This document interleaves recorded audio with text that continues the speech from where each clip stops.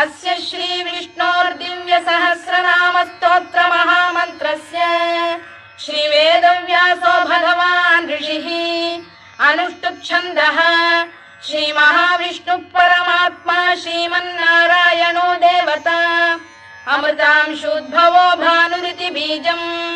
देवकी नन्दन श्रेष्ठेति शक्तिः उद्भवः क्षोभणो देव इति परमो मन्त्रः